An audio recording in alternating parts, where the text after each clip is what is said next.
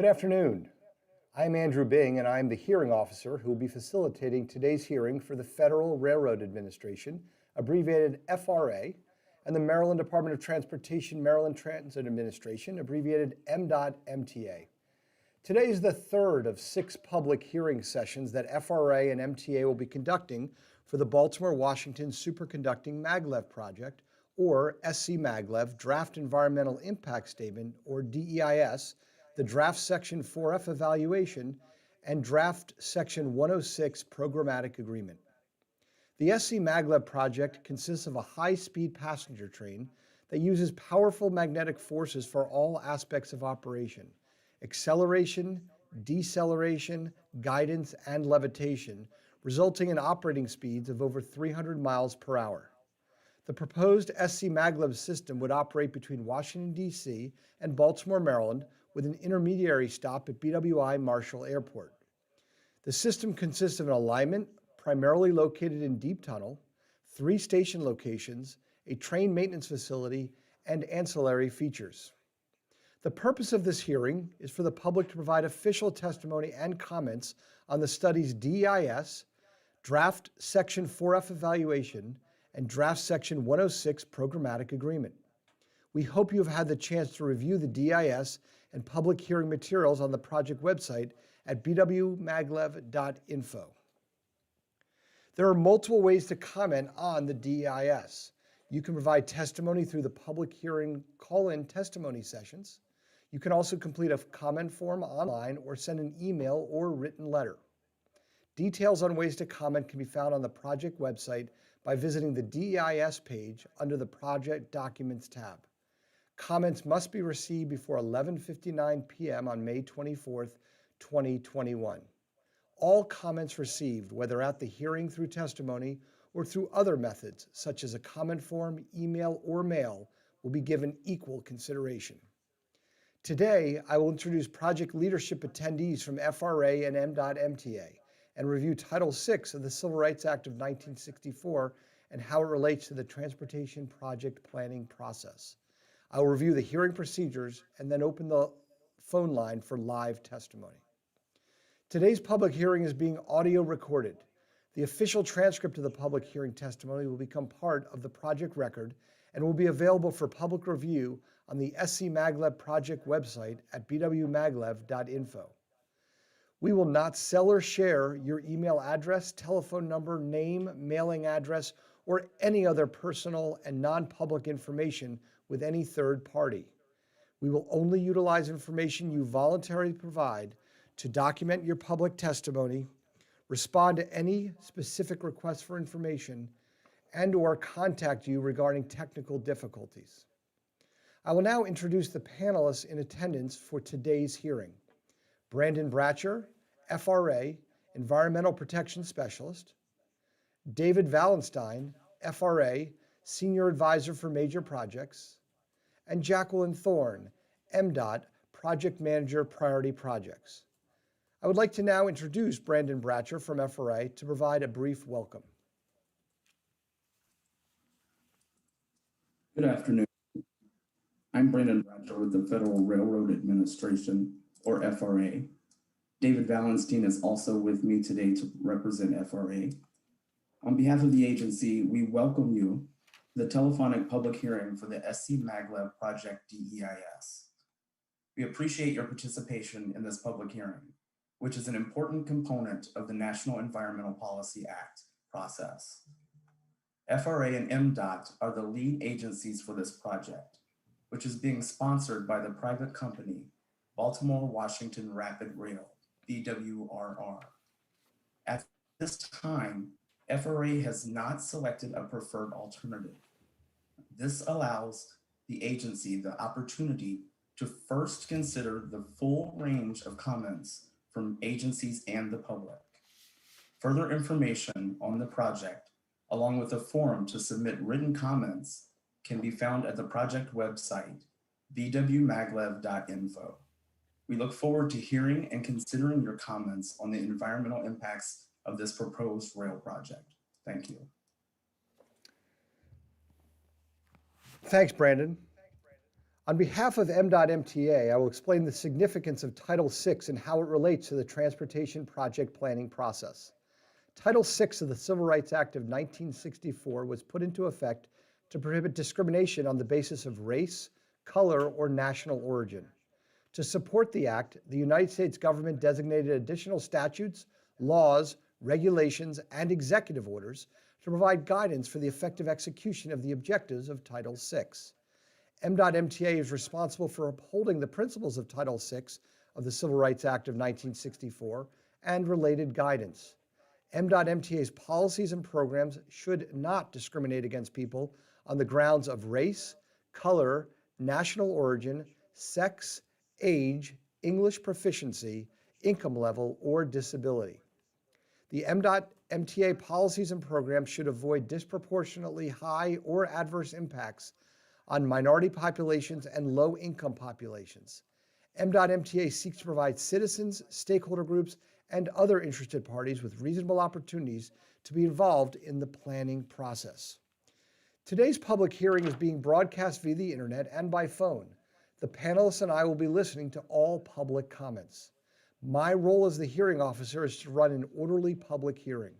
I am committed to providing members of the public an opportunity to provide comments in an organized, fair, and professional manner. Offensive or profane language will not be allowed. After one warning, if offensive or profane language continues, the call will be ended or the speaker will be disconnected. I also want to let everyone know that we will not be answering questions or responding to any comments made during the hearing. Responses to comments will be included in the upcoming final environmental impact statement that will also be publicly available in the future. If you have joined us today to listen to the public hearing and would like to provide live testimony but have not yet registered, please go to the project website at bwmaglev.info to register. Registration for this live testimony session is closed, but you can register for one of the 3 remaining sessions at bwmaglev.info. Please remember that the hearing is being recorded. Speak directly and clearly into your phone and provide your full name, city, state, and any organization you may represent. To ensure all will be heard, there will be a 3-minute time limit for public testimony and a 5-minute time limit for elected officials. The time will start after you introduce yourself. When providing testimony, a tone will sound when there are 30 seconds remaining, and again when there are 10 seconds remaining. At this point, you should wrap up your testimony. As the hearing officer, if you are unable to conclude your comments at the end of your time period, I will ask you to complete your testimony, and then I will end the call and move on to the next person in the queue. I would like to provide additional instructions to help get callers into the speaker queue. Once you dial in and enter your access code, please listen to the entire welcome message. Once the welcome message ends, you will hear for more options, press star. At that point, press the star button, and when prompted, press 3 to enter the speaker queue. At this time, I will call on the first person in the speaker queue to provide comments. As a courtesy, elected officials will be given priority to speak, and as noted earlier, will be allowed 5 minutes to provide testimony. One last reminder, after I introduce the caller, there may be a brief lag before they are heard. So that concludes my opening remarks. We are now going to go to the callers. The first caller we have is Jessica Myers. After Jessica will be Ralph Smith. Jessica, after the automated message, please state your name, spell your name, provide your city and state of residence, and any organization that you are representing or may be representing.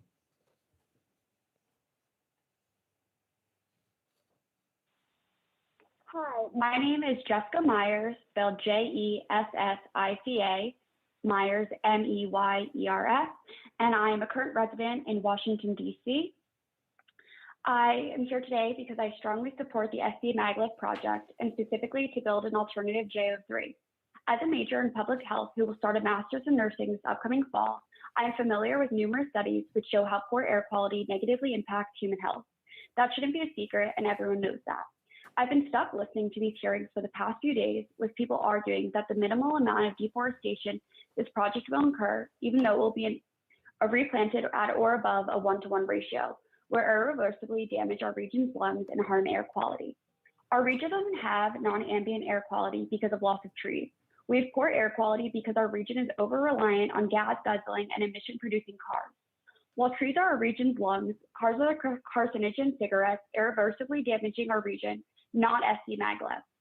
While the proposed 270 over 495 project will deforest approximately 1,500 trees and induce millions more cars in our region, SCMaglev will require less than a third the space and, according to DEIS, reduce regional vehicle miles traveled by up to 437 million per year, or 9 to 12% regionally. Wow, that is how we fix our region's air quality. People have also spoke about SCMaglev fragmenting forests. This does not seem supported by any evidence, as 75% of SCMaglev project is in deep tunnel and the other 25% runs parallel to the Baltimore-Washington Parkway, which has fragmented the area 67 years ago when it was built. So don't pretend SCMaglev is fragmenting any areas. And Alignment J does not even touch the Greenbelt Forest Preserve. And regarding the proposed Bark West trained maintenance faculty, according to the USDA Agriculture Research Service, it appears that USDA is already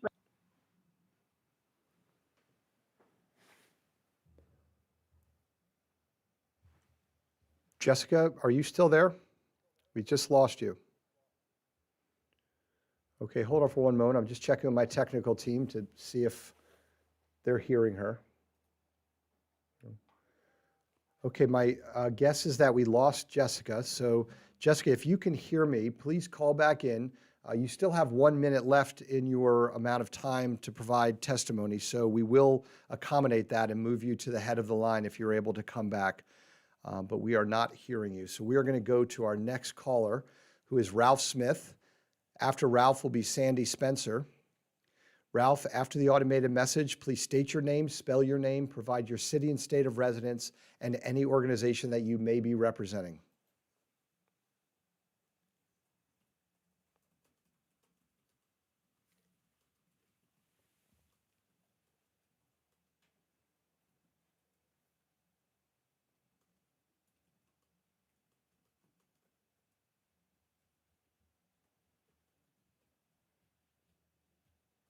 Ralph, are you there?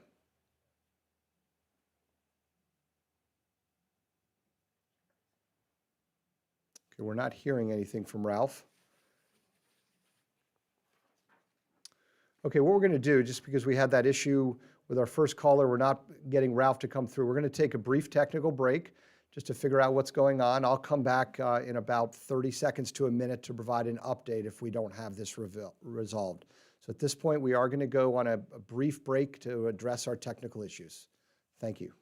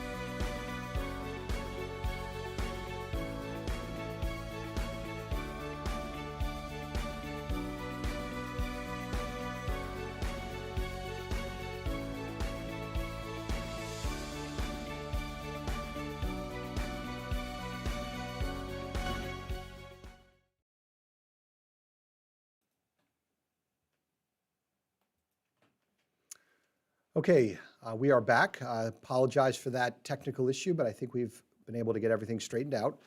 At this point, we are going to go to Ralph Smith. to provide his testimony, and then we'll go to Sandy Spencer. Ralph, after the automated message, please state your name, spell your name, provide your city and state of residence, and any organization that you may be representing.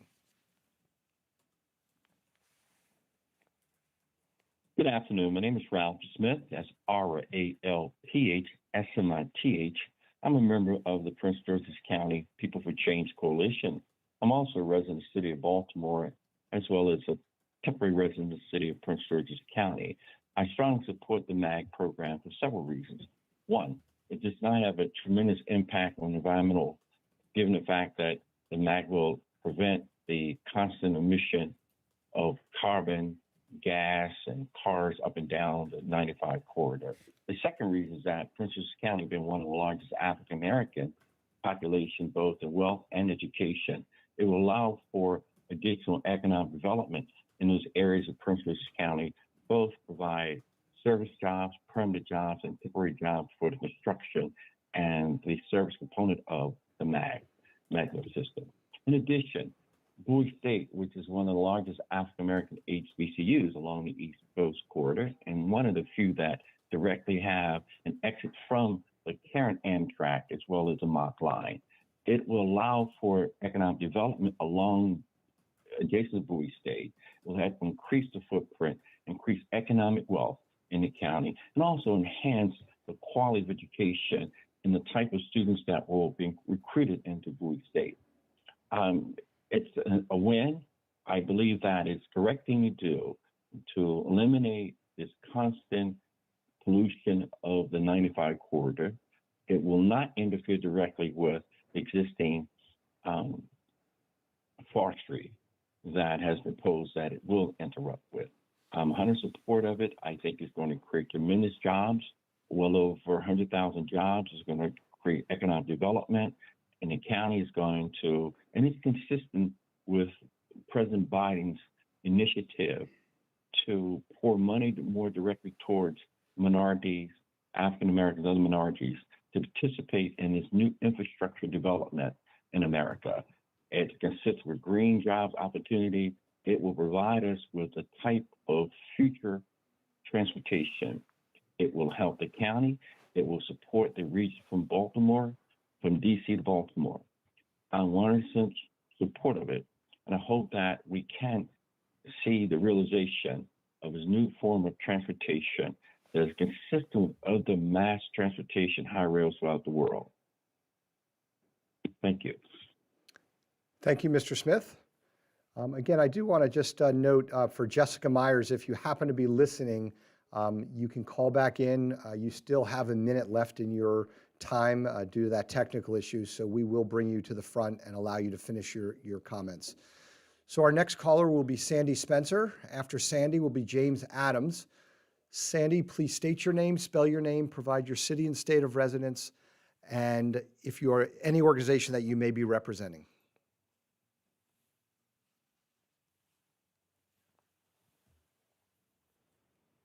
Hi, I'm Sandy Spencer, Spencer, of Laurel, Maryland, private citizen. Thank you.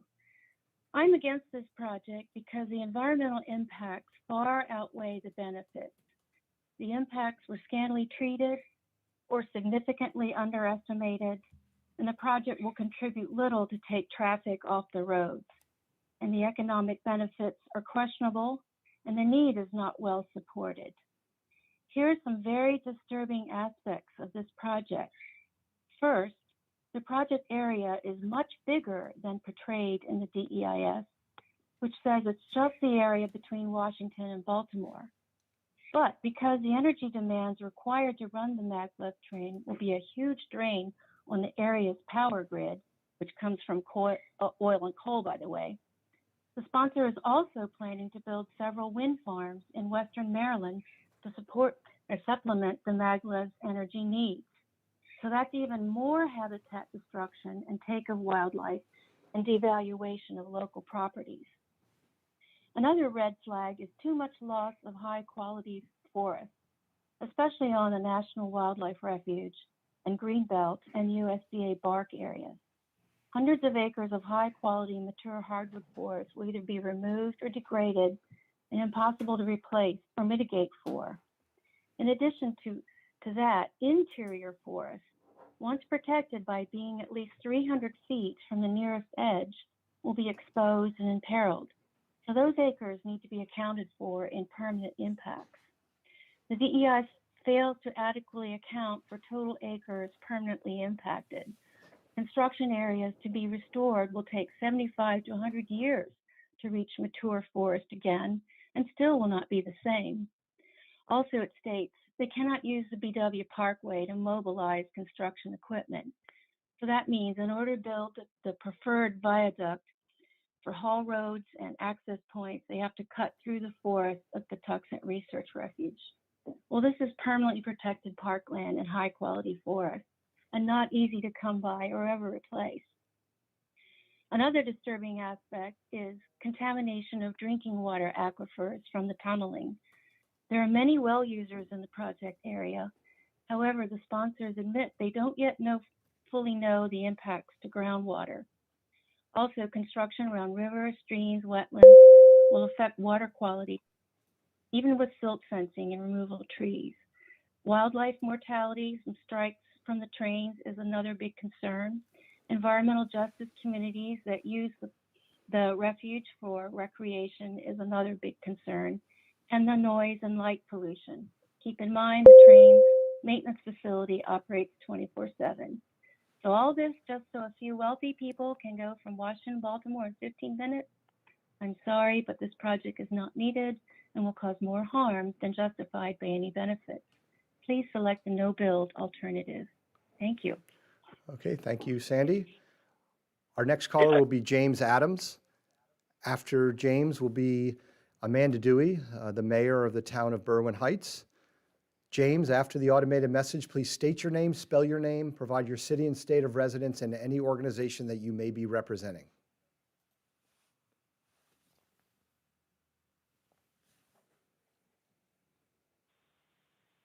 My name is Jim Adams, last name spelled A-D-A-M-S. I reside in Stevensville, Maryland. I've been a resident of the Baltimore, Washington area for all my life, really. I'm so excited about this project and all the impacts economically and I actually think it's going to be good for our environment. I don't think this is ever going to be a bad thing. But as far as it goes, the Bark West is really the best alternative for this project. It'll have less environmental impact. I mean, I'm just looking at the maps and what would be the best solution. Definitely Bark West is the best solution for it. I'm looking forward to this, as I always have. I mean, this is something that I've been waiting for a long time. And I have two children. One just graduated from college with a environmental science degree.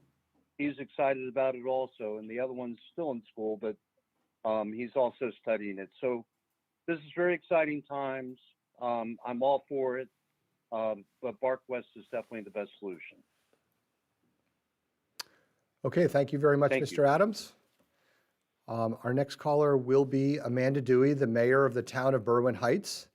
After Mayor Dewey will be Michael Kowalski. Mayor Dewey, please state your name, spell your name, and provide your city and state of residence.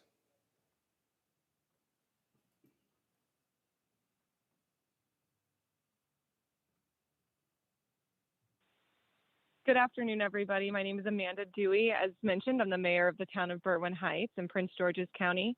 I'm calling in today to support the no-build option on behalf of my residents. We have several concerns about this project, one being environmental and especially related to stormwater. We are very concerned about the destruction of green space to make way, especially for the train maintenance yards. For us specifically, the Bark West and Bark Airstrip train set maintenance facilities are expected to impact the Anacostia River watershed and the Beaver Dam Creek tributaries. This is recognized in the DEIS, and we are actually downstream of that near Indian Creek. And so we're very concerned about the increase in impervious surface that's going to lead to potential water quality concerns and flooding concerns, because the current floodplains and parks and green spaces all matter as we deal with water moving from place to place. And we all know how many water issues we have in Prince George's County. So we're worried about the health of our waterways and the health of our residents. And I want to say public transit is critical. We all recognize that. I recognize that as a mayor. My residents want to be able to move from place to place. And the fact is, we have a limited amount of time to address climate change, limited space, and limited resources. So I support the idea of us truly investing in and focusing on real public transit. And when I say real public transit, I mean places where the route of something is going through places where people can access it and that's easily available to the public. It's not something that's expensive and for a small segment of the population to use in only a couple of areas, but it is true public transit to move folks from place to place. So with our limited resources, I hope that we'll focus our attention on actually, supporting our Amtrak infrastructure and building out the opportunities that we have to move people around, getting people out of cars and off the roads. And this particular project would take funding and attention that should be used elsewhere and has environmental impacts that we could avoid by focusing our transit attention in other places. So I'll yield back the remainder of my time. I want to thank you for the opportunity to speak today. And again, I encourage the no build option. Thank you very much. Okay, thank you, Mayor Dewey. Our next caller will be Michael Kowalski. After Michael will be Jeffrey Guido. Michael, after the automated message, please state your name, spell your name, provide your city and state of residence, and any organization that you may be representing.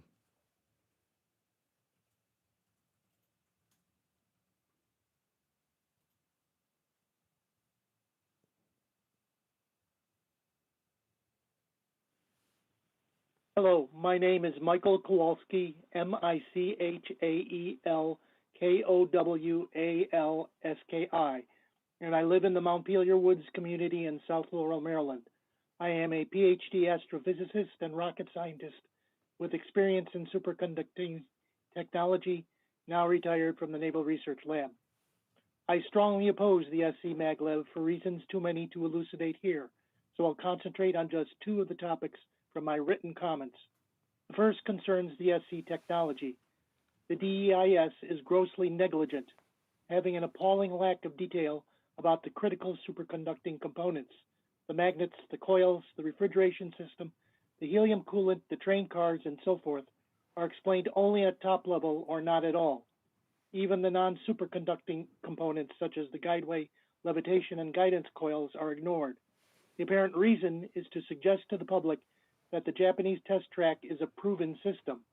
It is not.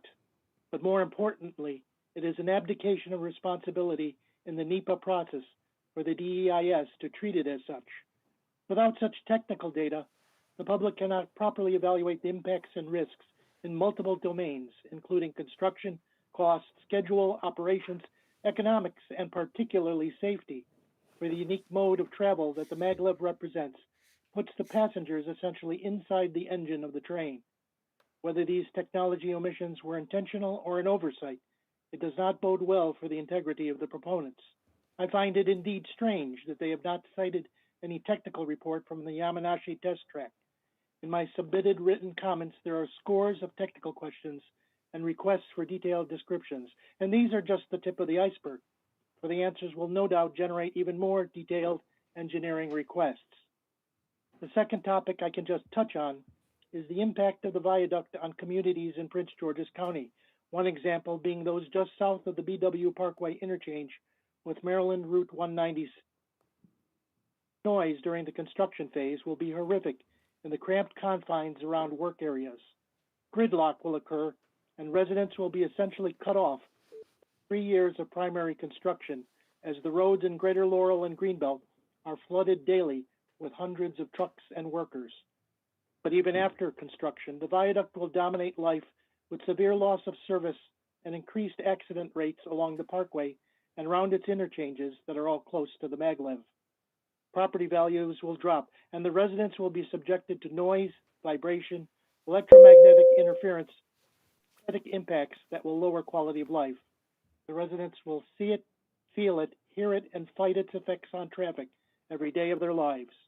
In summary, I oppose the SCMaglev and strongly endorse the no-build option. Thank you. Okay, thank you, Mr. Kowalski.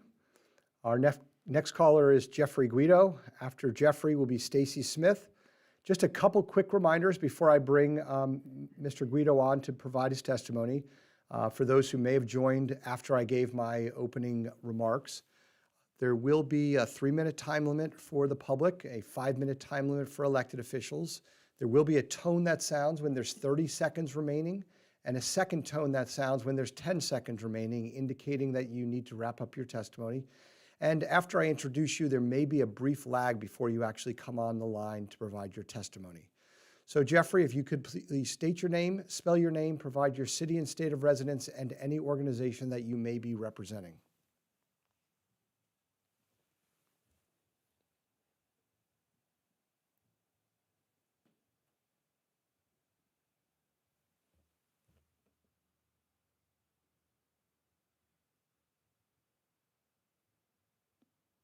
Jeffrey, are you there?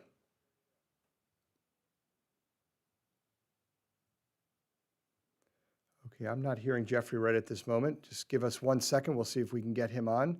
And Jeffrey, if you can hear me, please just stand by.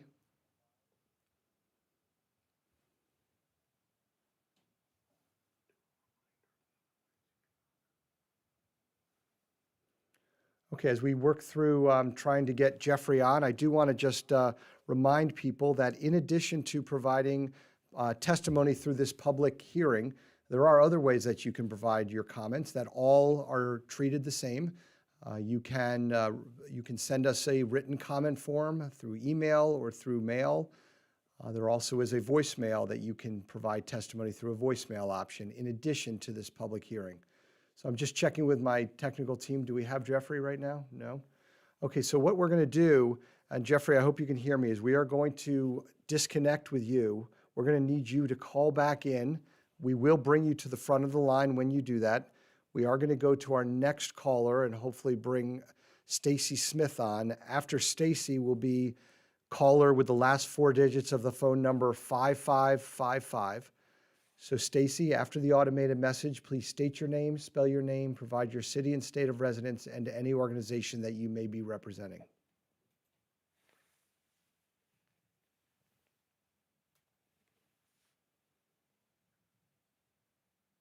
Good afternoon. My name is Dr. Stacy Smith, STACYSMITH. My area of study is epidemiological criminology, and I'm here as the lead strategist for the Ministers Conference of Baltimore and vicinity. And I've come to state my support for SCMaglev in that it would enable people of color and urban populations to have access to livable wages and jobs that will help them sustain not only themselves, but their families, and to have continued success in their careers. This particular project will be instrumental in helping those who usually don't have opportunities to these types of sustainable jobs, to be ushered into the new workforce of technological career choices. This is important to us because we don't usually have these type of opportunities, as I said before, for these type of for people of color and people who live in the urban cities in our nation. I think our president was most poignant this morning when he said, and he stated the number one reason for the deaths of African-American males between the ages of 15 to 35, and that is homicide. And I couldn't help but to think to myself, what would be the number one impeding factor to those homicides? And it's simple: jobs. If we are able to create that for those who usually do not have opportunities to engage in such employment, then we have effectively been able to stop a generation of injustice and inculcate that into an opportunity to become productive citizens, not only for our great state and my city from which I hail, but from this nation. These job opportunities will make these individuals not only accessible to the current jobs that will be offered by the SCMaglev, but it will enable them to have sustainable careers, that they will be marketable throughout their lives, not only in these jobs, but being able to take opportunities that may come subsequently. I thank you for your consideration. Have a good day. Thank you, Ms. Smith. We're now going to go to caller with the last four digits, 5555. After that, we are going to come back to Jeffrey Guido, who's back on. So caller 5555, please state your name, spell your name, provide your city and state of residence, and any organization that you may be representing.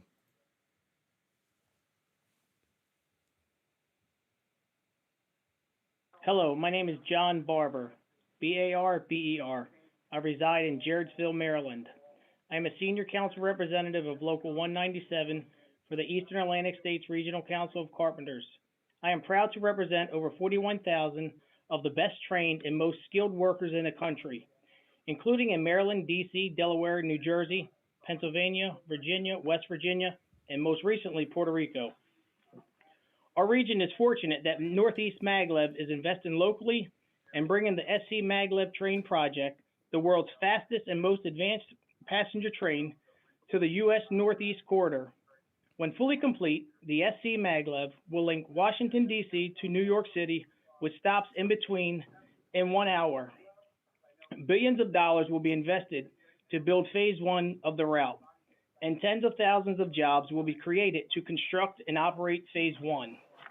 We are excited that BWRR has committed to making worker diversity a significant goal of their job creation plan.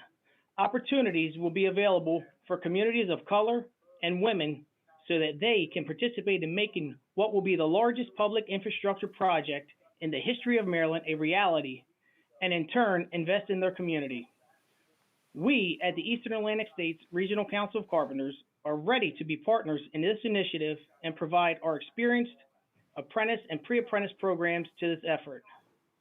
Through our Carpenters Apprentice Ready program, or CARP program, we have been fortunate enough to work with local contractors and end users to provide pre-apprenticeship training to the communities that need them.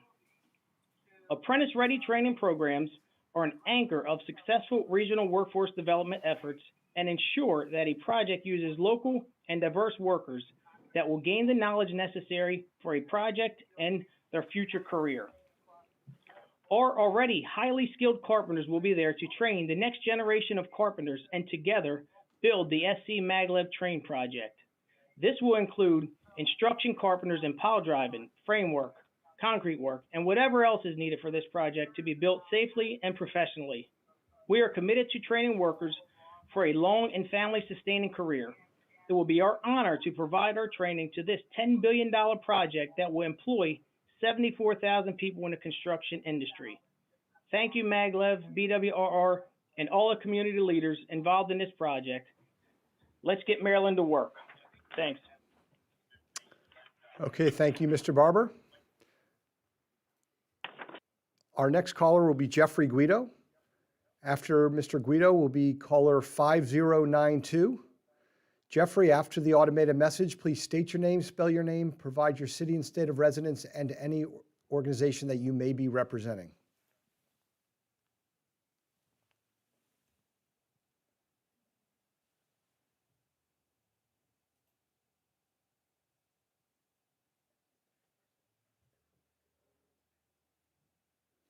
Okay, I'm not hearing Mr. Guido. We'll just give 1 second here. Hopefully he will come through.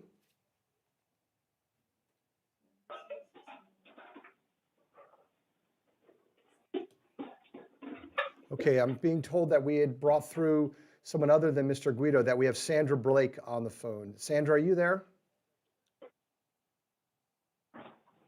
Yes, Okay, Sandra. I'm here. Okay, sorry that we didn't give you a heads up that you were coming on, but you are on. If you could state your name, spell your name, provide your city and state of residence, and any organization that you're representing, and then we'll bring Mr. Guido on after this.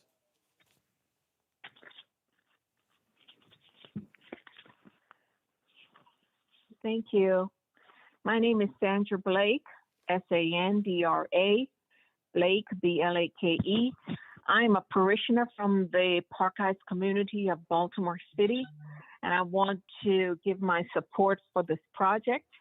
I believe that the alternative JO3 should be the chosen route for the Baltimore-Washington Maglev project.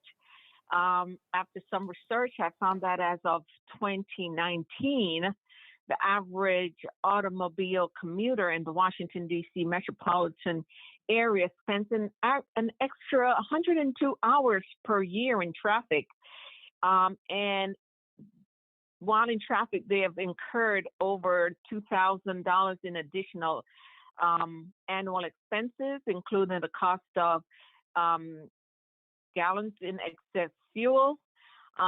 This translates to about $5 billion of annual costs due to congestion and more than 89 million gallons of unwasted excess fuel.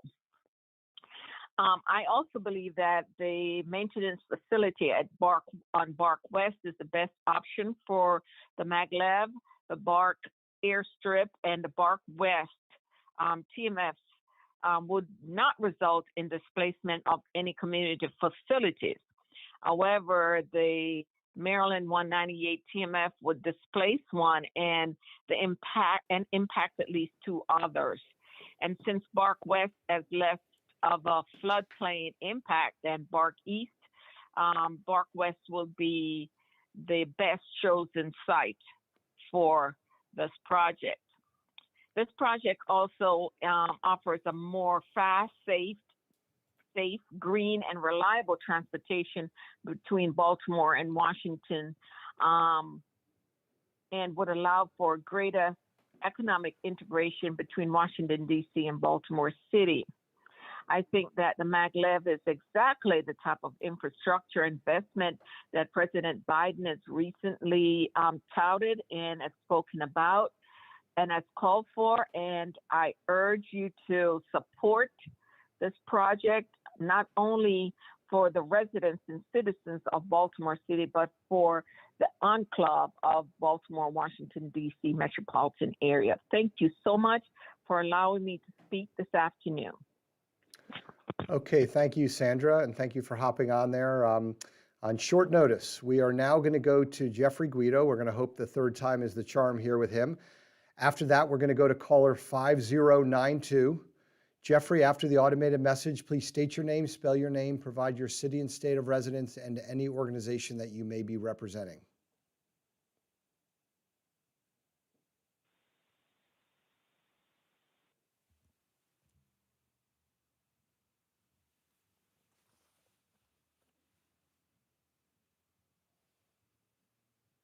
Jeffrey, you there?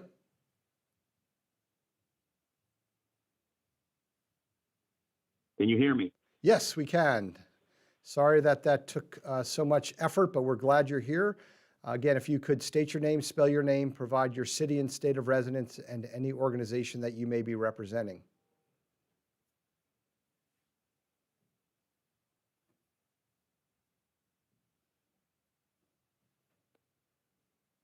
Jeffrey, I'm not hearing you. Are you there?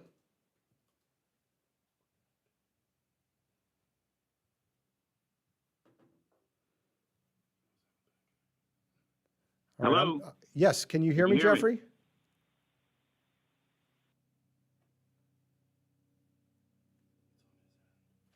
Jeffrey, we're not hearing you. Can you try to come through one more time?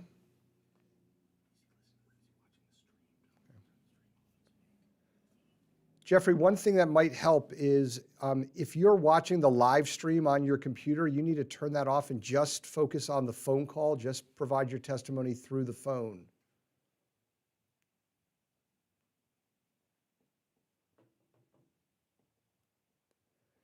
Okay, what we're going to do, Jeffrey, we're going to move on. Can you hear me? Oh, now we can hear you. Can you hear me?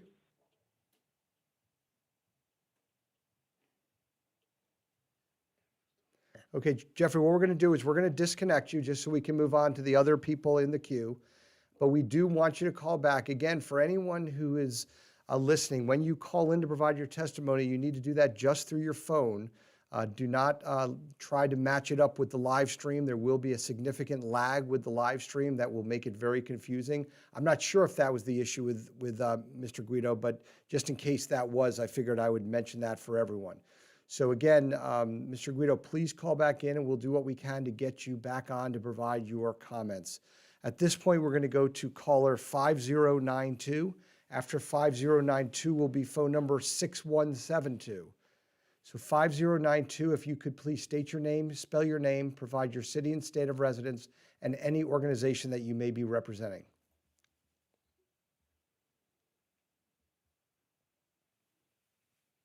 Hello? Yes, this is Bruce Lucas, BRUCELUCAS. I'm here with the People for Change Black Chamber.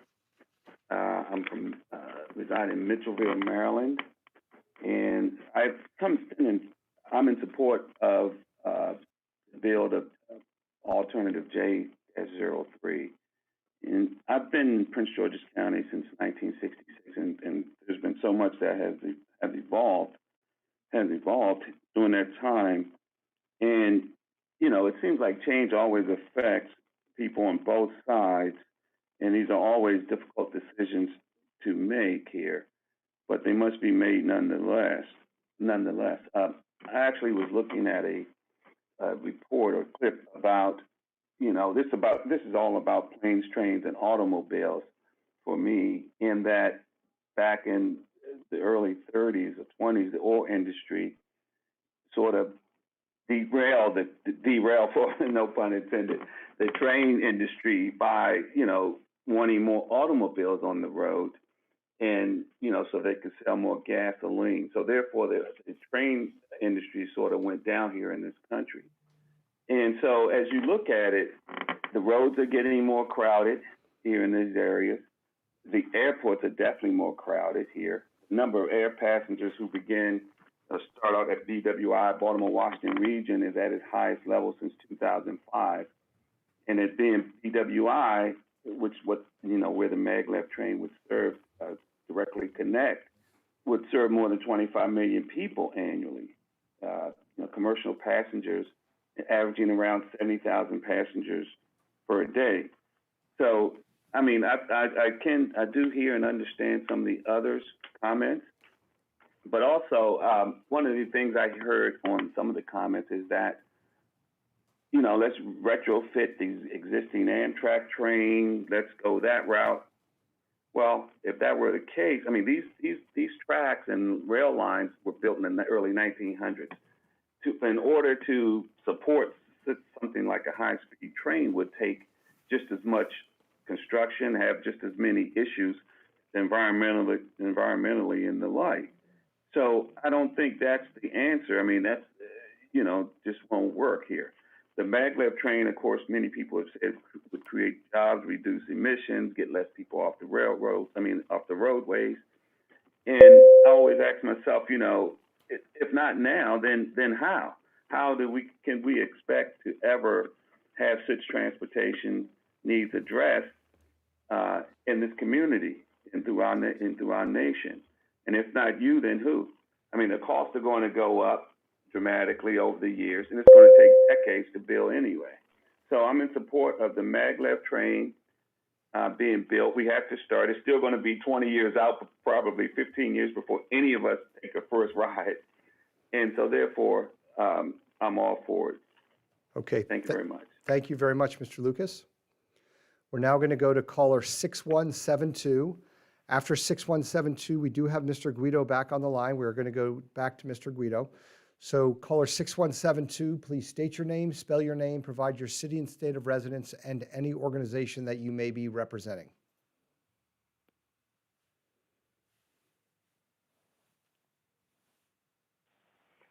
Good afternoon. My name is Doug Stead, Dougstead.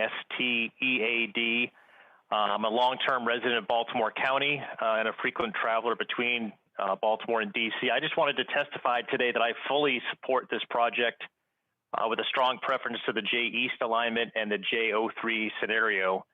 After reviewing the DEIS, it's apparent to me that this project's not about me or the individual local communities, but it's about the region and our children's future. It's not about today, as Mr. Lucas just alluded to, but it's about 10 to 20 years from today when we're facing even worse congestion and more dense populations between these two cities. Both the Maryland Public Service Commission and the purpose and need for this project agree that there's an overwhelming problem out there that's only going to get worse, and that this project can work complementary to existing transit solutions, not against them. Our children deserve a greener, faster solution based on the safest rail system in the world. Now, even today, as we start to exit from this COVID pandemic, we're facing traffic jams and significant time losses when trying to move between the DC and Baltimore. And this is when traffic is supposed to be non-existent. I don't look forward to going back to when traffic is normal as 295 and 95 will once again turn into parking lots. Pardon me. We need to work to find a better solution and build better. MDOT's and Amtrak's own reports already show the rail lines between DC and Baltimore are already at or near max capacity. There's no room for them to take an additional 12 million trips a year off our highways. When running at max capacity and sharing the lines with freight trains as well, there's little to no time for major improvements. But by working the two systems in parallel, it allows traditional rail to get back to a state of good repair and meet the needs of local commuters. Now, why the J alignment? And I do hear and respect the concerns of those in PG County. That's why the J alignment makes the most sense. It avoids the Greenbelt Forest Preserve. It avoids impact into local community parks. It puts the viaducts furthest away from the housing communities and on the other side of a 4-lane highway. Alignment J keeps all major impacts on federal land. But I've heard a lot of support from Baltimore County, City, Anne Arundel County, but I am surprised that PG County isn't the biggest champion for this project. It'll take over 12 million cars off the highway, which only travel through the county and add no value. Traffic and resulting air pollution relief will be largest for this county. This project will bring around 800 jobs to the county, and 80% of the residents of that county work outside the county. So in summary, if you get replaced environmental resources, so no net loss of habitat, trees, or wetland areas, plus everyone gains the huge benefit of traffic relief, reclaimed commuting time, reduction in greenhouse gases, and massive employment in the counties and the region. Thank you for your time. Okay, thank you, Mr. Stead.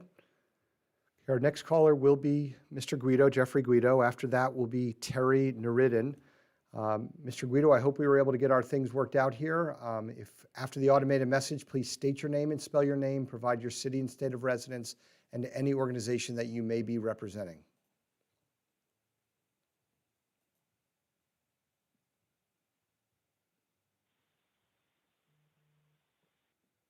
Hi, this is Jeffrey Guido, Jeffry Guido. I'm a resident of Fleda, Maryland. I'm speaking on behalf of the Baltimore DC Building Trades Council. We support this project wholeheartedly.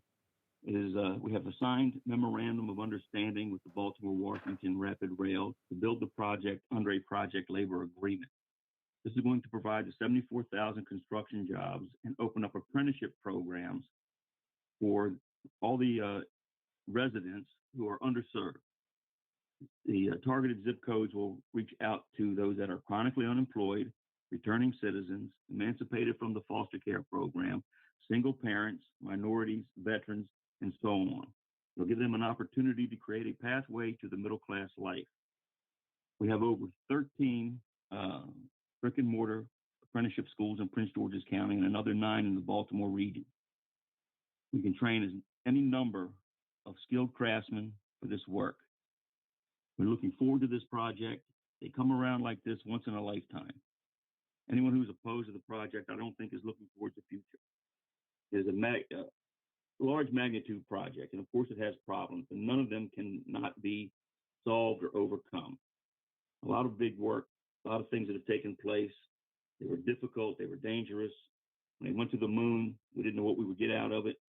I would tender to say that everyone listening to this call is joined at the hip to their cell phone through satellite communications.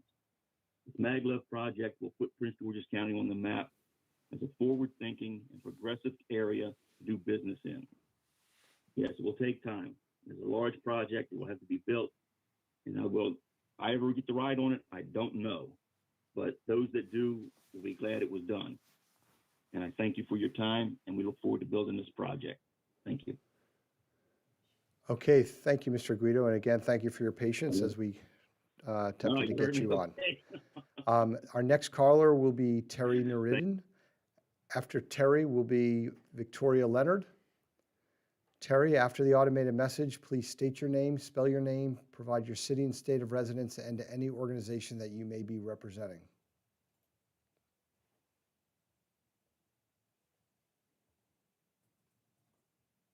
Good afternoon. Yes, go ahead, Terry. Good afternoon. Can you hear me? Yes, I can. I'm sorry. My name is Terry Nuridin. That's TerryNuriddin.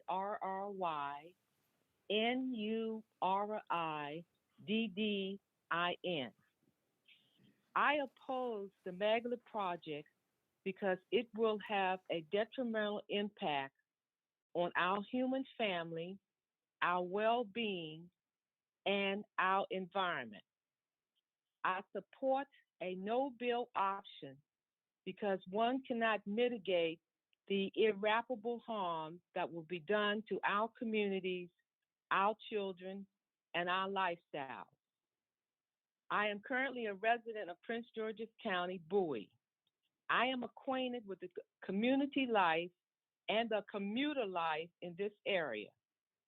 Constructing Maglev will subject our human family to an unnecessary loss of trees, green space, wildlife, fresh air, and the excessive vibrations of drilling, boring, and tunneling. Hundreds of heavy trucks, 24/7 construction, utility relocations, and waterway disruptions will cause lasting societal and environmental harm. Moreover, the testing of this foreign electromagnetic proprietary technology will be performed on the living and unborn Marylanders. Having suffered so much loss and pain during this unprecedented pandemic, the human family needs more than ever the health and beauty of their homes and community life. Selling government land for an unnecessary infrastructure transportation system steals our citizens' sense of peace and normalcy derived from a familiar home life and community. I oppose the Maglev project. I support a no-bill option. Thank you for your consideration. Okay, thank you, Terry. I just want to take a quick moment here just to we're about an hour into this session. I wanted to let people know who are on the phone what they can expect in terms of the amount of callers that we have. I'm just going to read down the names of the people that we have on our list so that you know kind of what order you'll be coming in here. So our next caller will be Victoria Leonard, then will be Jane Lyons, Michael Sakata, George Collins, last four digits 9718, Emily Yang, Brent Howard, Kyle Hart, Carolyn Limond, last four digits 9273, Sean McIntyre, and then Sandy Ball. So that should just give everyone an idea of where they are in the queue. And of course, we'll get to everyone before we wrap up our session here. So one last sort of blanket set of reminders. Again, you'll have 3 minutes to provide your testimony, and there will be a sound that indicates a tone when there's 30 seconds remaining, and again when there's 10 seconds remaining.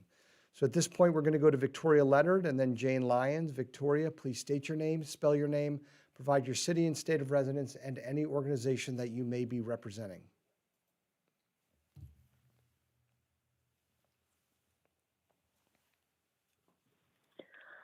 Thank you for the opportunity to testify on the Maglev project. My name is Victoria Leonard, Victoria Leonard, Leonard. I live in Silver Spring, Maryland.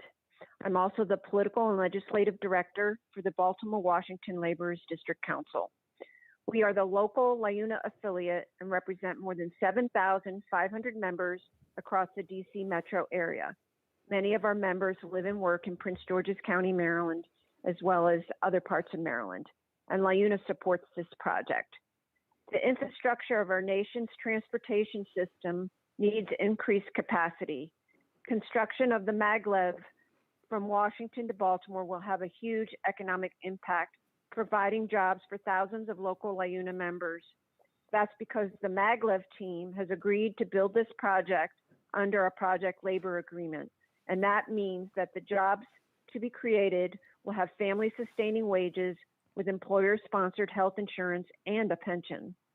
According to the draft environmental impact statement, the Maglev project will create 161,000 job years during the construction period and earnings of $8.8 billion. This is huge, and this is exactly the type of infrastructure investment we need. Thank you, and we look forward to building this project. Thank you, Victoria. Our next caller will be Jane Lyons. After Jane will be Michael Sakata. Jane, please state your name, spell your name, provide your city and state of residence, and any organization that you may be representing.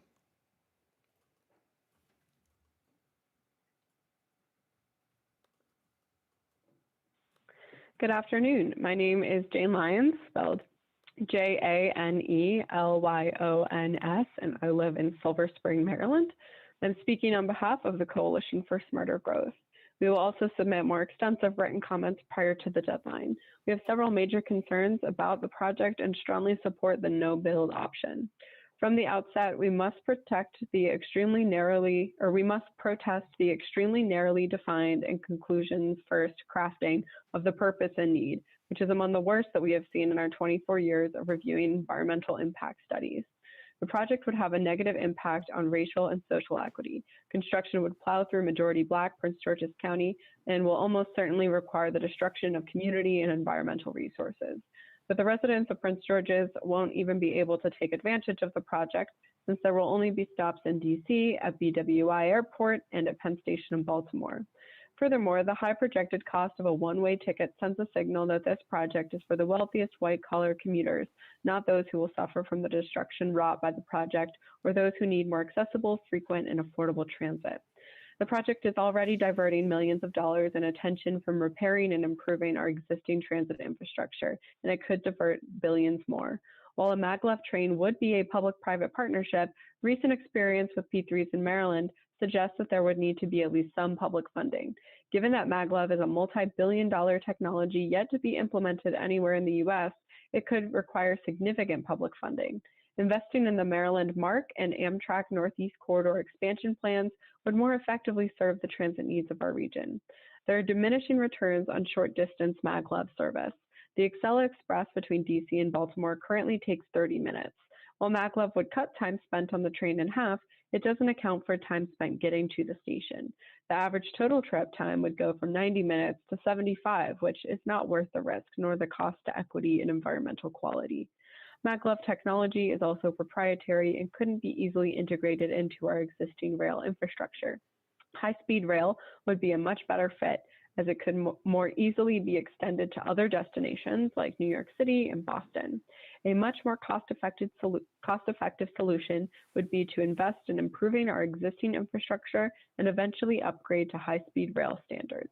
Thank you very much for your consideration of these comments. Thank you, Jane. Our next caller will be Michael Sakata. After Michael will be George Collins. Michael, please state your name, spell your name, provide your city and state of residence, and any organization that you may be representing.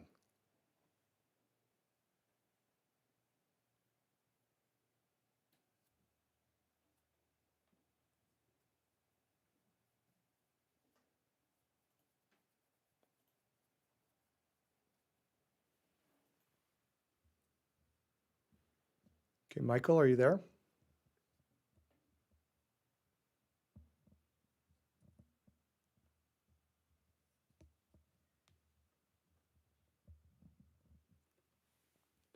We'll give it another second here for Michael to get on. We're trying to connect him right now.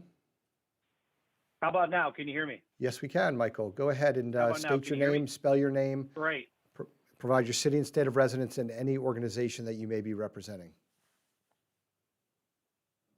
Excellent. So I'm Michael Sakata, President and CEO of the Maryland Transportation Builders and Materials Association. We're based out of Glen Burnie, Maryland. MTBA represents over 21,000 workers and business owners in the transportation construction industry. And as the voice of the transportation, construction, and materials industry in Maryland, we advocate for Maryland's transportation needs, foster positive partnerships with government agencies and officials, consulting engineers, and other industry groups. Promote safety in our industry, include a safe environment for our workforce and the traveling public, support sound environmental practices, and maintain high quality standards for our products and projects. I believe the alternative J03 should be the chosen route for the Baltimore-Washington Maglev project. 70% of MARC systems will be at capacity by 2025, growing 3% per year. And because of the capacity constraints at the Northeast corridor, which can't be fixed, the number of trips will remain stagnant even as demand for MARC service grows. It's clear we need a solution to our regional rail, SCMaglev. The Cherry Hill station would be a major win for that area. South Baltimore has been a recipient of a half a century of chronic underinvestment from the city and state for decades. Since Camden Yards already has a stadium, convention center, and courthouse, let's try to reverse the dark half a century of South Baltimore systemic underinvestment and bring a bright light of investment to the area. Also, Park West is the best TMF option. There are planned residential developments set to be built very close to the proposed MD 198 TMF. Therefore, Park West is a much better option. SCMaglev would indirectly support many local planning goals in the Washington, D.C., Anne Arundel, Baltimore County, and Baltimore City. The most recent new plans either directly or indirectly supports SCMaglev's ambitions, including the Cherry Hill Transformation Plan and Anne Arundel Plan 2040. Please build J03. Thank you. Okay, thank you, Michael. Our next caller will be George Collins. After George will be caller with the last four digits 9718. George, after the automated message, please state your name, spell your name, provide your city and state of residence, and any organization that you may be representing.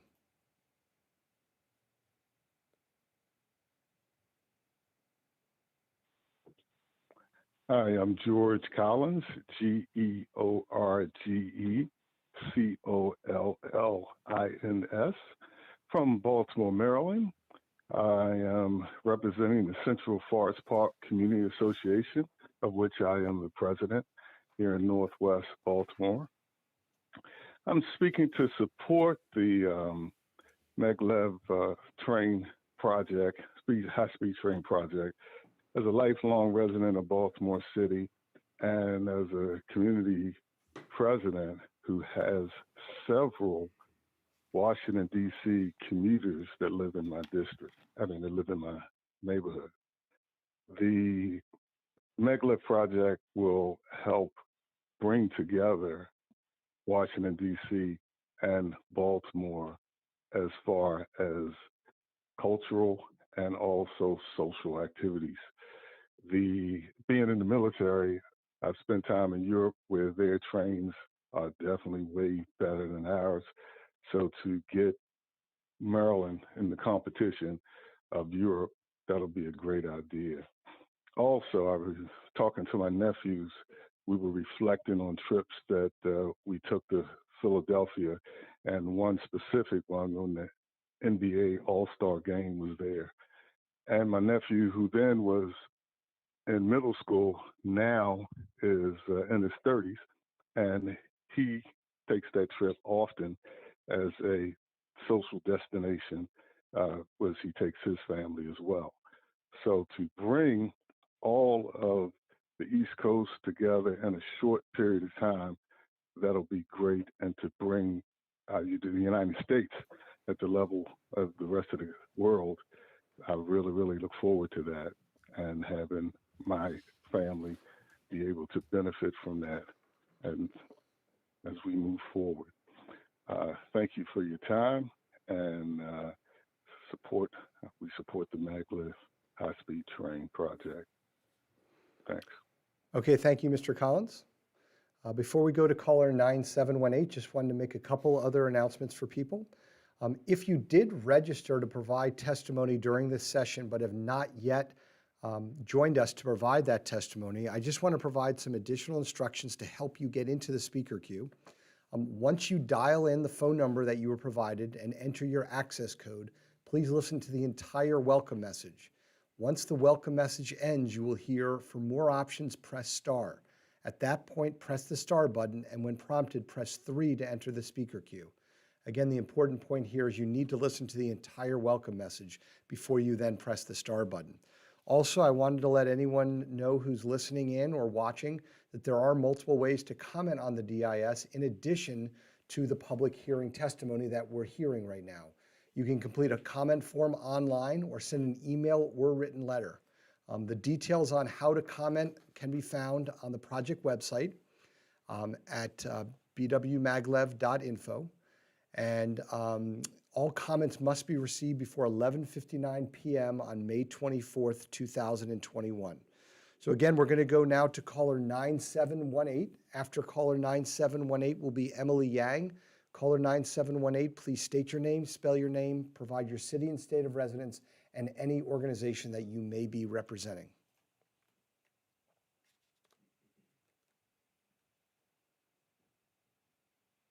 Good afternoon. My name is Tom Killeen. I am the business representative for Sheet Metal Workers Local Union 100, our main office located in Suitland, Maryland, along with our apprenticeship school. I represent over 400 sheet metal workers that live in Prince George's County and roughly 300 that live in Anne Arundel County. I am here in support of the Maglev project. I grew up in Prince George's County and I live in Anne Arundel County, and I also work in Prince George's County. So as been said earlier, this project will actually put thousands of people to work. In addition to that, there will be a maintenance facility located, I believe, in Prince George's County, which will have roughly 400 permanent jobs.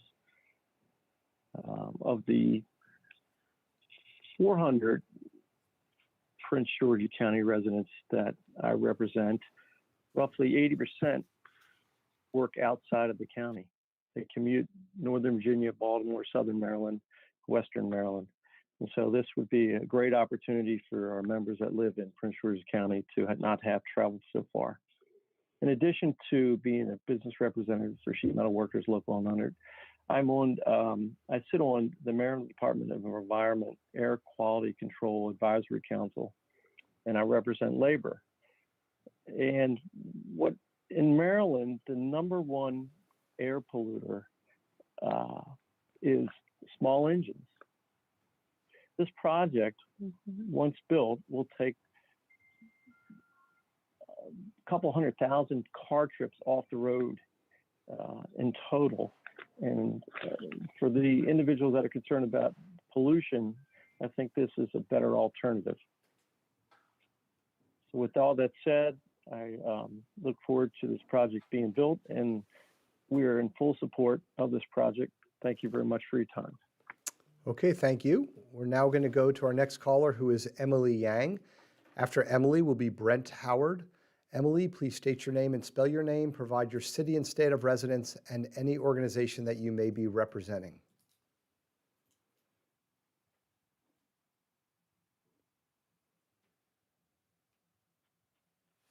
Good afternoon, Mr. Bing and everyone. Can you hear me?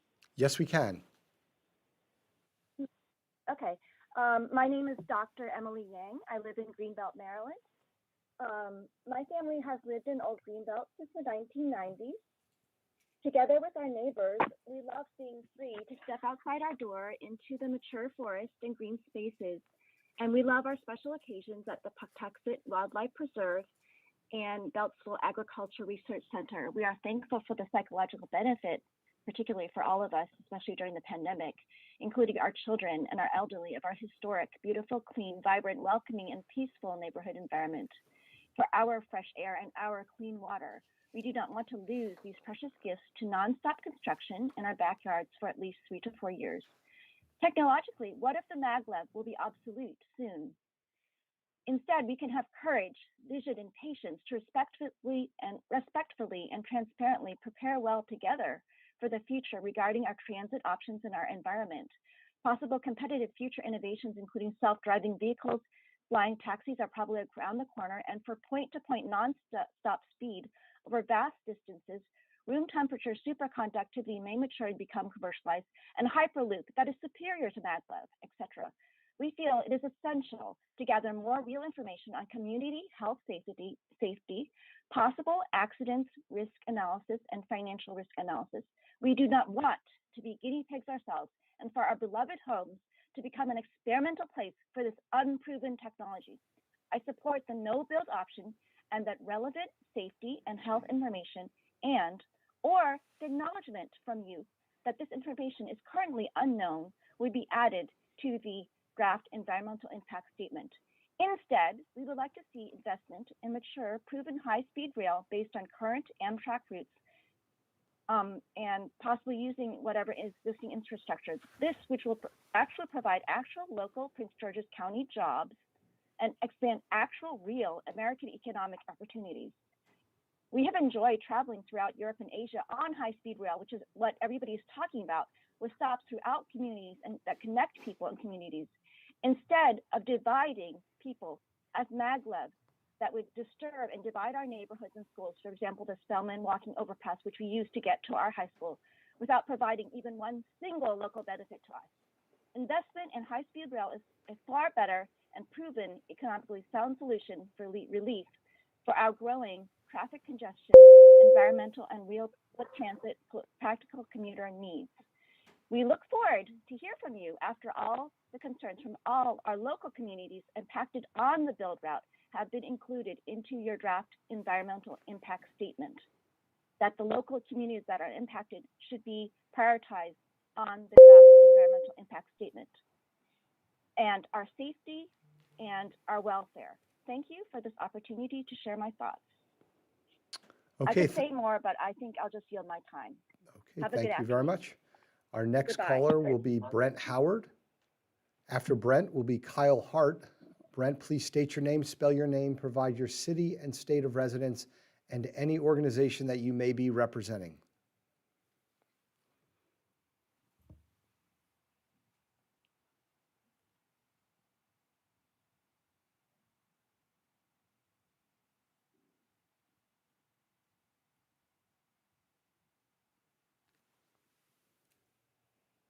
Okay, we'll wait a couple more seconds to try to get Brent on the line. I'm trying to get him connected right now.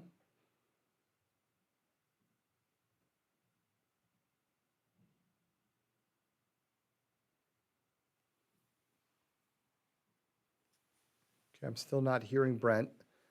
Brent, are you there? Can you hear me? Okay, I think we're having problems getting him connected into the call here. I'll just wait a couple more seconds to see if we can get him on, and if not, we will move on, and then I would ask Brent to just call back in, but let's see if we can get Brent connected here.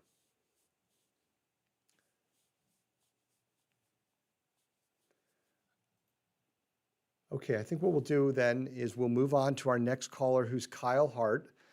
Brent, I'm hoping you can hear me. Please just hang up and come back into the queue, and we will bring you to the front to provide your testimony.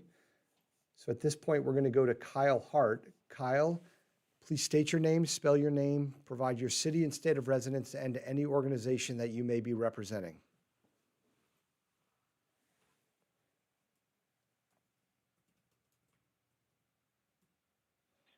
Hi, this is Kyle Hart, K-Y-L-E-H-A-R-T, and today I'm speaking on behalf of the National Parks Conservation Association, NPCA. Thank you for the opportunity to comment virtually today. I'm here on behalf of our 31,836 members and supporters in Maryland and 4,915 members and supporters in Washington, D.C. The National Parks Conservation Association is the only national membership organization dedicated to advocacy on behalf of our country's national parks. Our mission is to protect and enhance America's national park system for present and future generations, a mission we have upheld since our founding in 1919. I am commenting today in strong support of the no-build alternative and opposition to the construction of this massive, destructive boondoggle of a project. My comments today will focus on the direct and unmitigatable impacts to the Baltimore-Washington Parkway, a distinct unit of the National Park Service as designated by Congress in 1950. According to the Maryland Historical Trust, the BW Parkway is, quote, a major scenic artery within the park and parkway system of the nation's capital, a formal entrance to the city of Washington, D.C., a defense and military route among suburban federal installations in the city, and a contributing element in the commercial and residential development of the Baltimore-Washington corridor. The parkway maintains original integrity of setting, design, and associations of characteristics of the early parkways designed for pleasure motoring and the preservation of natural topography and vegetation for scenic purposes, end quote. The construction of a maglev train barreling above the ground at 311 miles per hour on massive 100-plus foot tall viaducts would permanently alter the scenic and historic nature of the BW Parkway. Northeast Maglev's preferred route would directly impact 67.8 acres of National Park Service property, with impacts as high as potentially 88.9 acres to the parkway. The corridor along the BW Parkway was specifically chosen by Northeast Maglev as the path of least resistance, but the parkway is more than a road and should be treated and managed as such because it is a distinct unit of the Park Service. This project will also impact several other environmentally significant public properties: Patuxent Research Reserve, which is a national wildlife refuge owned by the Fish and Wildlife Service, the Beltsville Agricultural Research Center, owned by the U.S. Department of Agriculture, Greenbelt Forest Preserve, and others. These areas, much like BW Parkway, provide significant cultural and ecological benefits and should not be treated as sacrifice zones to make way for a massive project. NPCA supports investment in regional existing rail systems such as MARC, Amtrak, and Metro as a solution for the region's traffic congestion problems. These systems represent an opportunity to provide the same benefits that Maglev is presenting at a fraction of the cost for construction and ticket price. NPCA is also a proud member of the Maryland Coalition for Responsible Transit, and we stand with their comments in support of the no-build alternative. Thank you for the time. Okay, thank you, Kyle. Our next caller is Brent Howard, who's we think we have on. We're then going to go to Carolyn Limond. Brent, after the automated message, please state your name, spell your name, provide your city and state of residence, and any organization that you may be representing.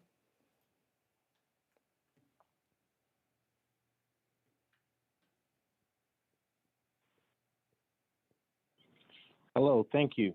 Can you hear me? Yes, we can. Brent, go ahead. Perfect. My name is Brent Howard, B-R-E-N-T-H-O-W-A-R-D. I'm a resident of Baltimore County, Maryland, and I'm representing the Baltimore County Chamber of Commerce. The Baltimore County Chamber of Commerce has long been a long-time proponent of the SCMaglev project. As a long-standing community partner, we ensure the county maintains a healthy business climate, a well-trained and educated workforce, quality schools, and safe neighborhoods, not just for the interests of business, but for the future of our community. Our chamber represents more than 400 member organizations, and as the goal of the chamber is to promote and protect the interests of local business communities, we are thrilled to support a project like SCMaglev that will make a big impact on our businesses. As of 2019, the average automobile commuter in the Washington, D.C. metropolitan area spends about 102 hours a year in traffic, incurring an additional $2,000 in additional annual expenses, including the cost of gas and excess fuel. This translates to about $5 billion of additional costs for our residents in the region. Building SCMaglev will definitely offer an alternative to crowded highways and being able to shuttle residents between the Baltimore and the DC metro areas, as well as adding an additional investment to areas within Baltimore City and Baltimore County and the surrounding areas that have been neglected. One of those places is the Cherry Hill neighborhood of Baltimore City that flanks part of Baltimore County. Building a station in Cherry Hill would bring life-changing benefits to the residents.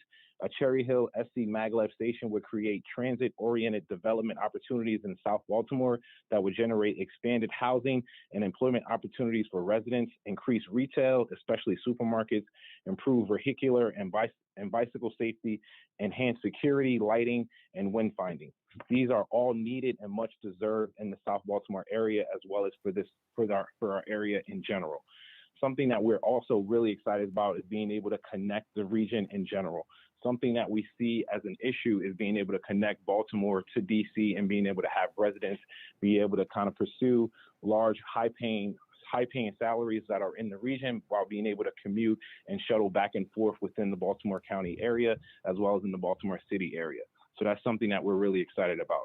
And as a former resident of Philadelphia and New York City that has a more robust local and regional transit systems, I think it's the secret sauce that Baltimore and this region needs to unlock its true potential and really rise to where it needs to be. If you travel around other parts of the world, as others noted, that they do have more expansive travel and allow for their residents to be able to move apart in this particular area. And for the Baltimore City area, as well as for Baltimore County, we think being able to have residents being able to move in and around the region and pursue opportunities, whether that's employment, whether that's businesses, whether that's being able to just move money around our region, is going to be important, and it's going to have an impact in a positive way. And an investment in SCMaglev is an investment in our future, and that's something that we need to focus on at this time. This project is not for the now, it's not for the present, it's for our children. It's Mr. for Howard, our I need you to wrap up at and this it's point. something that we need to make. Okay, thank you, Mr. Howard. Sorry I had to cut you off there, but you did go over that 3 minutes, and I gave you a little bit of leeway, but then I did want to go on to our next caller. So for everyone, we do have 4 callers that are left in the speakers queue. We have Carolyn Lemond. We have the last 4 digits, 9273, then Sean McIntyre and Sandy Ball. I do want to thank everyone who's waited. We did, as soon as people came into the speaker queue, we went in that order. So I just wanted to let everyone know that. So at this point, we'll bring on Carolyn Lemond. Please state your name, spell your name, provide your city and state of residence, and any organization that you may be representing.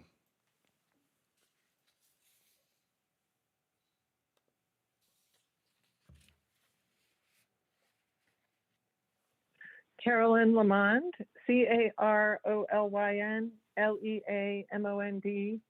I'm a resident of Greenbelt, Maryland. Thank you for the opportunity to comment today. I oppose the SCMaglev project and support the no-build alternative for 3 primary reasons. 1, the maglev doesn't make sense economically. The proposed budget is sure to be an underestimate, and the project is sure to have cost overruns and require Maryland's taxpayer funds. This project is not and should not be a priority for taxpayer funds. Investment in this project would take away from investment in other mass transit improvements. Maglev is not part of a well-considered state, federal, or regional plan, but is a developer-driven project that will serve those who can afford the fare and who are able to depart from or arrive at the only station in Washington, D.C. Amtrak and MARC trains, which are both truly public transportation, are providing service between Washington, D.C. and Baltimore, and Amtrak up to New York City. Amtrak has higher price options for high-speed travel and enhanced comfort, as well as low-cost options for working-class people, all functioning well on an existing rail system and with stops along the way. Travel time between Washington, D.C. and New York City on Amtrak is already less than 3 hours and can be improved with work on certain parts of the existing rail system. For such an impactful and large-scale project, all of these options need to be carefully considered and the benefits weighed, and this has not been done except in a misleading, biased, and cursory way by the developer. Reason number 2, very little benefit to communities and people along the proposed route in Prince George's and Anne Arundel counties. And this is drastically outweighed, any benefits are drastically outweighed by the irreversible damage and destruction that would occur. The only benefit to communities along the route are jobs during the construction phase. A short-term and short-sighted benefit. Conducting a project of this scale and with such an impact solely for the purpose of job creation is like letting the tail wag the dog and is misguided. Reason 3, we all know that the ultimate goal is a fast trip between Washington, D.C. and New York City. However, during this pandemic, we've become very good at communicating using Zoom or other virtual communication tools. Exactly what we're doing now. Extremely fast and costly trips between Washington, D.C. and New York City are not nearly as important as they once were only a year ago, and I believe they won't be supported. The maglev is sure to be a high-cost mistake that will not solve any regional transportation issues. I support the no-build alternative. Thank you for giving me the opportunity to give my opinion. Thank you very much. We'll now go to our next caller, which is last four digits 9273. After 9273 will be Sean McIntyre. 9273, please state your name, spell your name, provide your city and state of residence, and any organization that you may be representing.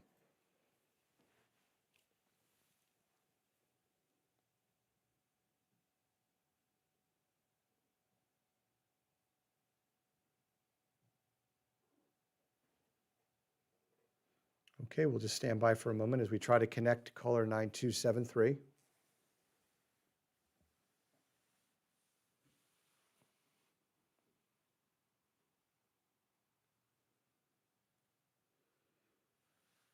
Okay, caller 9273, can you hear me?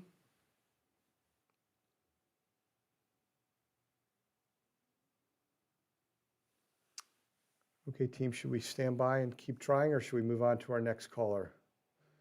Okay, I think what we'll do, caller 9273, we're going to disconnect you right now. Please call back and we will bring you to the front of the line. We are going to go to Sean McIntyre right now, and then we'll be Sandy Ball.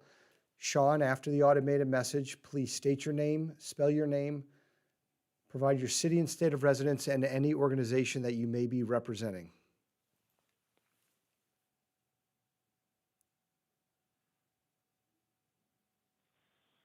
Hello, good afternoon, everyone. My name is Sean McIntyre, SEANMCINTYRE, and thank you very much for your consideration today. I live in Medford, Massachusetts, and I'm not representing a specific organization today. I'd like to offer my full support for the SCMaglev project and build alternative J03. This is an exciting time in our nation's transportation infrastructure. With President Biden and Secretary Buttigieg promising a second great railroad revolution, I don't think there's another proposed project in this country with such opportunity to fulfill this promise.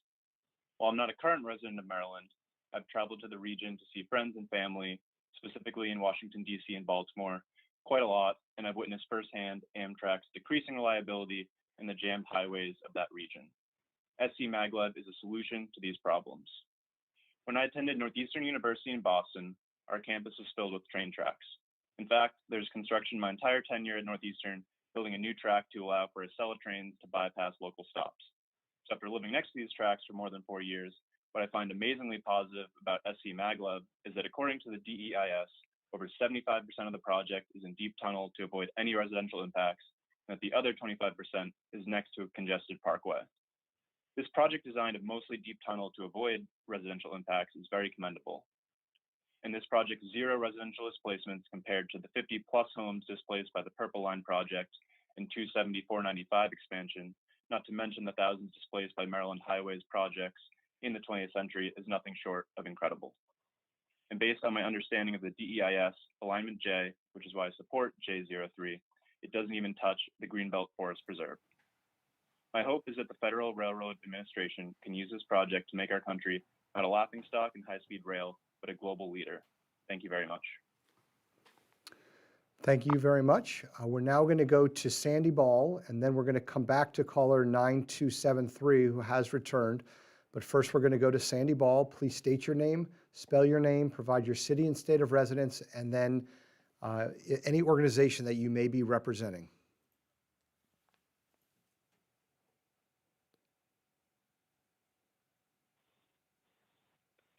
Good afternoon, and thank you for listening to me and other members of the public. My name is Sandy, S-A-N-D-Y, Ball, B-A-L, from outside of Philadelphia. To start, I offer my full support towards building the maglev project and specifically built alternative J3. As a bit of background, though I am a resident of the Philadelphia area, my son and his family have lived in the Washington, D.C. suburbs for over 3 decades, and I have a grandson who lives in Baltimore City. So I know firsthand that this region's transportation needs drastic improvement, and this is improvement that Maglev can provide. At 83 years old, I've had the privilege to witness our country's growth since I was a young girl. FDR inspired our country with the New Deal and the infrastructure that improved it. I remember President Eisenhower's grand views of an interstate highway system. I remember the pride felt when the highways were built. Sadly, they have failed us. Today, I see our over-congested highways. Our current rail system in the Northeast corridor relies on Pennsylvania Railroad infrastructure from the late 19th and 20th centuries.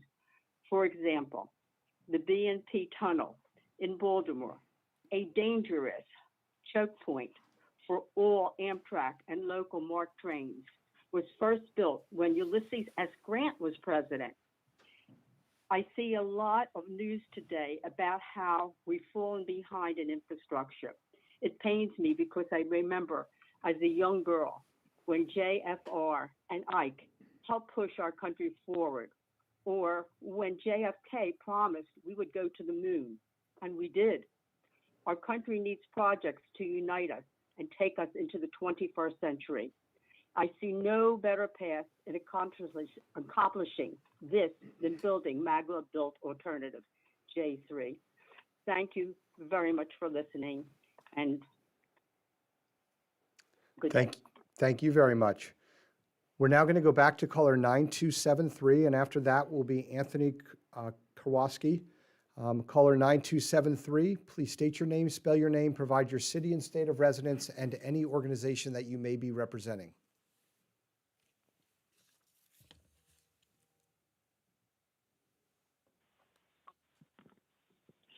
Good afternoon. My name is Dr. Bobby Manning. That's BOBBY-MANNING. I'm a pastor in District Heights, Maryland, and the president of the Collective Empowerment Group. The Collective Empowerment Group is an organization that unites churches in partnership with financial institutions, businesses, and other organizations to utilize our collective strength for economic empowerment for our communities. I'm calling today to voice my support for the SCMaglev project and specifically Alternative J3. I'm particularly encouraged by the economic empowerment opportunities that this project will bring to our area. The project has prioritized jobs for minority-owned and women-owned businesses.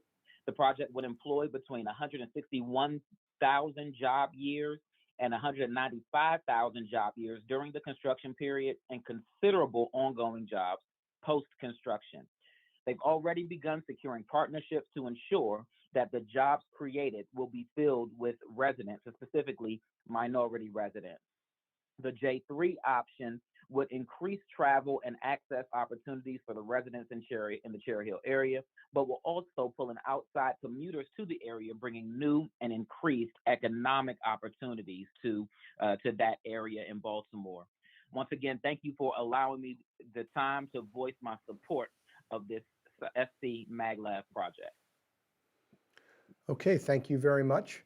We're now going to go to Anthony Karowski and then to Nanelle Myers. Anthony, please state your name, spell your name, provide your city and state of residence, and any organization that you may be representing.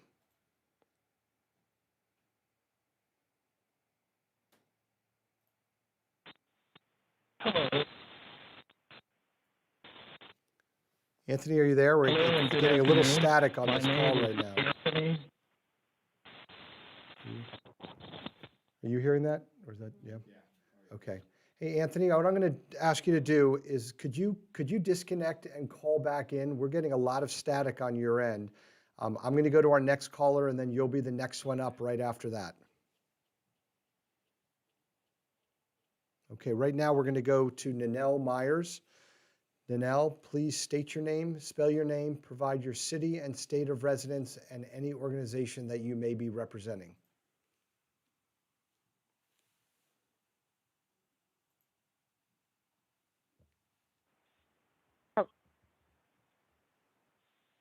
Yeah, hi. My name is Nanelle Myers, Meyers. I am from Narberth, Pennsylvania.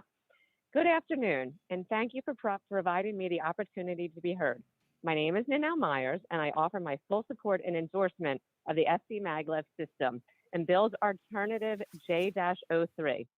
Although I am a current resident of just outside of Philadelphia, I have deep roots and frequent contact with the DC-Baltimore region. My oldest son lives and works in Baltimore City, while my daughter lives and attends university in Washington, D.C. Every time I travel down the corridor to visit them, getting from Baltimore to DC and back is just the worst, most congested part of the trip. As the SCMaglev DEIS purpose and need notes, the state of Maryland, specifically the major roads between Baltimore and DC, are some of the worst in the country. I mean, really bad. And I am not an expert. But one thing I know, we all know, is that induced demand is real. I like my new car. I don't love it enough to sit in it all day on the Baltimore-Washington Parkway. I'd like to talk about the safety of the maglev system. After reviewing the DIAS, I was struck by Chapter 422's mention that the maglev technology has been operating for over 50 years, and there has never been a maglev crash. Wow, that's amazing. Now, let me just tell you, back in 2015, my lifelong best friend's daughter was on Amtrak Northeast Regional 188, returning to college in New York City from a long weekend with her family in Philadelphia. Suddenly, the train accelerated into a turn, derailed in North Philadelphia, killing 8 and injuring more than 200. My friend's daughter broke 7 ribs, required hospitalization, and still has lingering health impacts from that fateful crash. With that in mind, I fully endorse the Japanese rail and their high safety standards, which will come to the U.S. with the maglev, rather than continuing on the superpar safety standards practiced by existing Amtrak service. While others who have testified so far this week have claimed the maglev system is experimental, this is not supported by the facts. I feel more safe riding the train that has undergone decades of meticulous testing with no recorded crashes and fatalities, instead of Amtrak's Acela trains, which even in their first 4 years of operation had to be removed from service twice to fix dangerous braking problems. Let's not continue to settle for subpar rail. Let's bring in the maglev and build alternative J-03 to our region immediately and heed the call of they called the Secretary of Buttigieg to transform American rail. Okay, thank you very much. We're now going to go back to Anthony Karowski. Mr. Karowski, please state your name, spell your name, provide your city and state of residence, and any organization that you may be representing.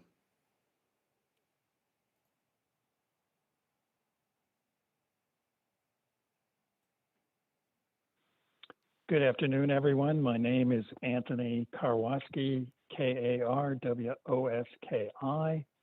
I'm not representing any organization. I'm a resident of Crownsville, Maryland, and I regularly use the Amtrak and MARC rail system to commute to Washington, D.C., and I am in support of the no-build option. And I would like to reference the Cato Institute, Cato at Liberty article by Randall O'Toole about the maglev's impact on habitat and climate. My concern for commuters of using maglev trains is the exposure to the noise and the electromagnetic fields. And some of the research information shows that when you're within 2 feet of an electromagnetic field, you're getting exposures that could be harmful to humans. No mention of this is in the environmental study, and I wanted to add it to the proceedings, as well as concern about the quality of the jobs that would be provided. Everybody thinks that this is a great jobs project, but in reality, it brings in huge international firms with specialized skills to provide the construction. And the cost of this kind of work, as we've learned from the Purple Line in Maryland, doubles and triples after the initial estimates. And especially with 9 miles above ground and the rest of it below ground, And using a 750-foot wide right of way, when the standard 3-track Amtrak right of way is less than 90 feet wide.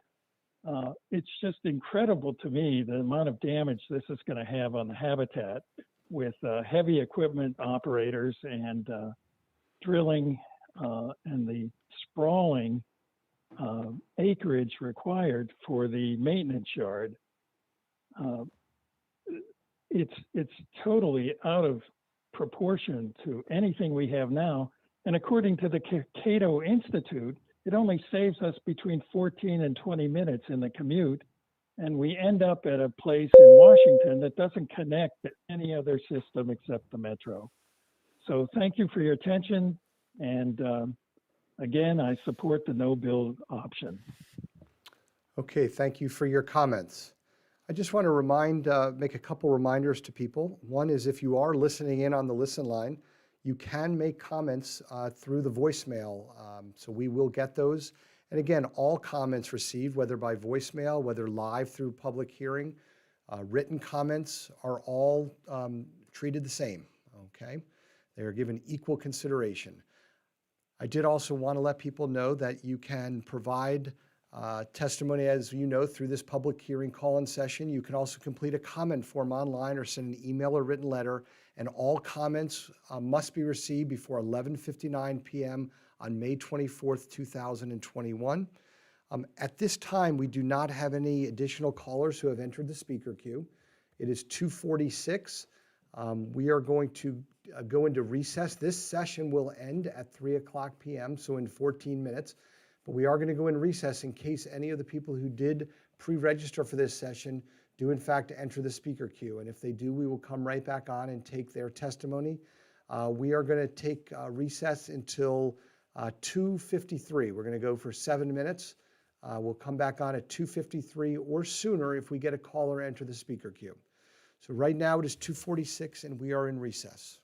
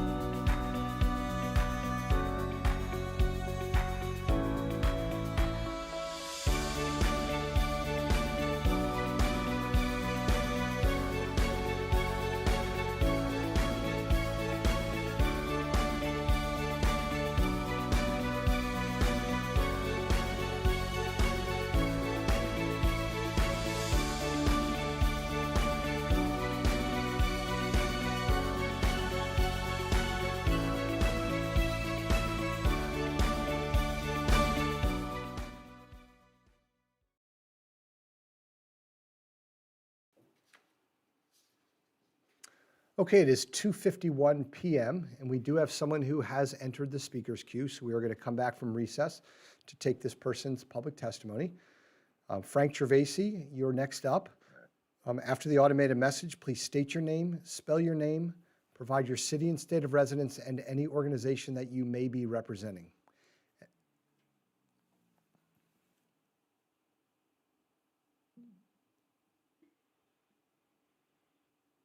Hi, my name is Frank Gervasi, G-E-R-V as in Victor, A-S-I.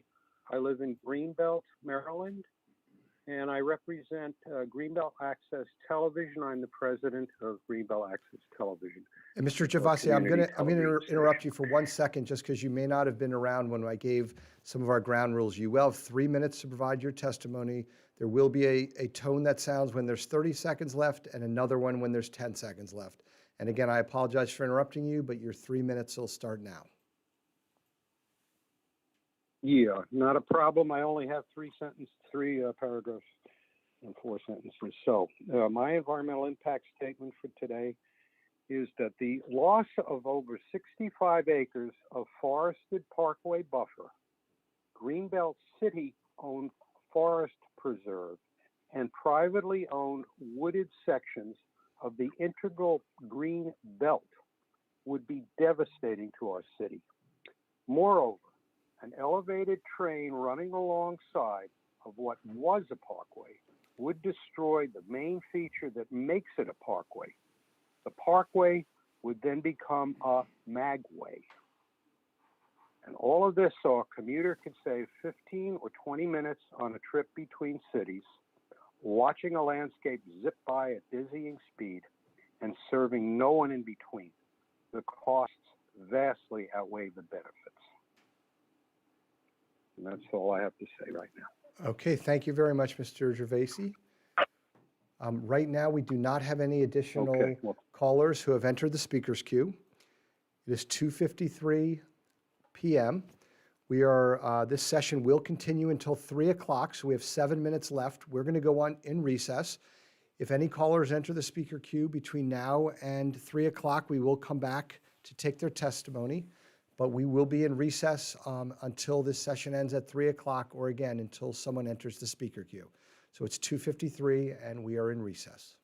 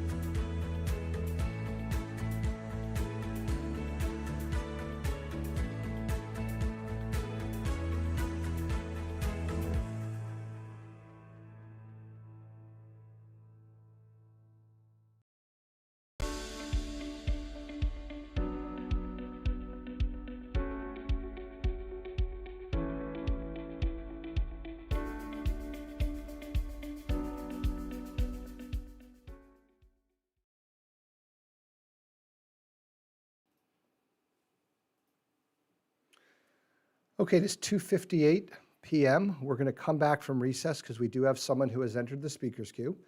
At this point, we have Ralph Smith in the speaker's queue. Mr. Smith, I do note you did testify earlier. You were one of the first people that we had to testify, and I just want to check if there was some kind of an error or if you're calling back to provide additional comments.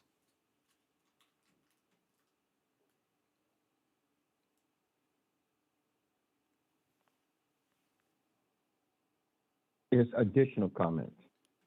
Okay, well, go ahead. You'll still have the 3 minutes. Just please state your name again, spell your name, again, provide your city and state of residence and any organization that you may be representing. Ralph Smith, RALPH, SCMITH, Baltimore, Maryland, specifically Baltimore City. I'm also serve on the board of Prince George's County People for Change organization, a nonprofit. I'm just calling back regarding to some of the comments regarding the unsafety of the maglev system. But in a nutshell, it's a necessary system that's consistent with environmentally clean transportation. Again, it's going to broaden the economic development, particularly in Prince George's County, Baltimore City, in the areas where it's most needed. It's congestion on the highways. It's just traffic is just a jam in Baltimore. You can spend anywhere for 30, 40 minutes around 5, 6 o'clock during the evening traveling from DC into Baltimore, which is usually an hour. You can virtually fly from Baltimore to Atlanta within an hour. So I think the necessary of those who are not in support of building the maglev system need to come in line with new transportation. Carbon emissions needs to get down to zero.